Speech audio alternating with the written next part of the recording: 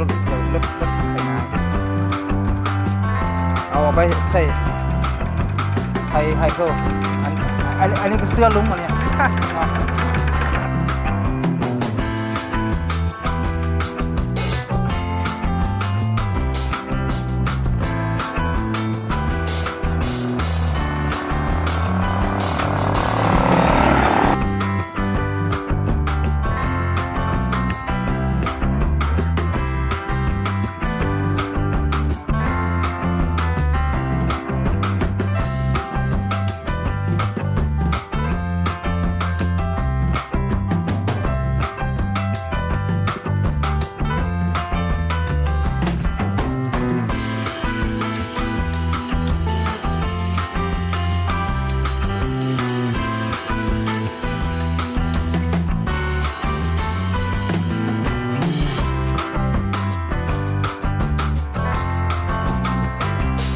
โอเลี้ยง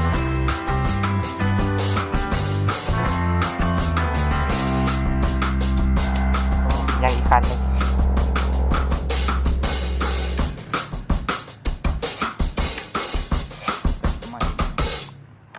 แต่ในกระช่างมันได้ไหม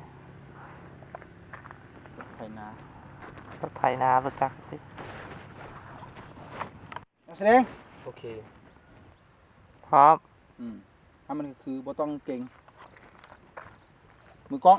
พร้อม พร้อมแล้วเรดี้แอคชั่น คุณปุ้ยเยี่ยงสมกับเป็นจอมยุทธที่แท้ที่มาตามนัดมื้อนี้สิได้ฮู้กันว่าไผสิได้ของยุทธภพและค่อยสิได้ เอา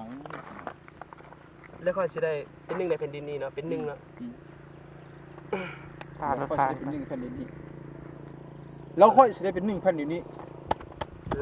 และค่อยสิได้เป็นหนึ่งในแผ่นดินนี้ น่าอยากหัวอยู่นะกินสาก่อนเสียก่อนบ่ ปักตอนอันไอ้ลิงคือได้วะ อืม ปักตอนเป็นเรือเหลืองย่างโรงเรียนกูได้วะฮะบอกบ้าง คุณปุ้ยเยี่ยงสมกับเป็นจอมยุทธที่แท้มื้อนี้สิได้ฮู้กันว่าไผสิได้ของยุทธภพและค่อยสิได้เป็นหนึ่งในแผ่นดินนี้ แต่หัวบ่คือ แล้วค่อยสิได้เป็นหนึ่งแผ่นดินนี้ตาเข้มๆไหม และค่อยสิได้เป็นหนึ่งในแผ่นดินนี้ นั่นแหละลักษณะสิแหละ โอเลี้ยงand action คุณปุ้ยเยี่ยงสมกับเป็นจอมยุทธที่แท้มาตามนัดมื้อนี้สิได้ฮู้กันว่าไผสิได้ของยุทธภพและค่อยสิได้เป็นหนึ่งในยุทธภพนี้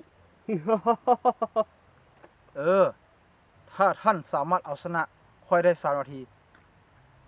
ท่านจะได้เป็นเจ้ายุทธภพแต่มันบ่ง่ายขนาดนั้นดอกคุณแต่มันบ่ง่ายขนาดนั้นดอก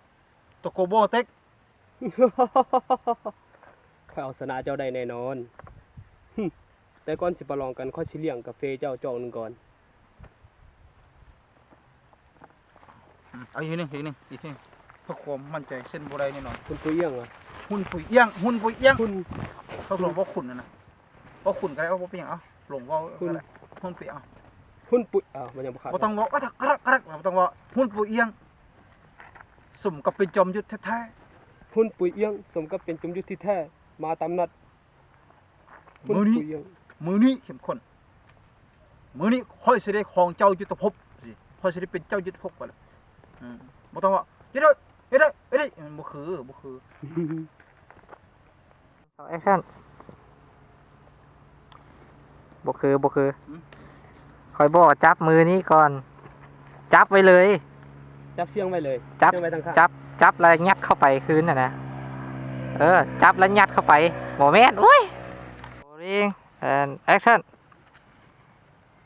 ไวกว่านี้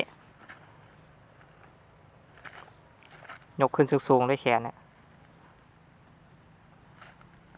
ได้แล้วพร้อม นักแสดง โอเค มากู้กับพร้อมบ่แล้วแอคชั่น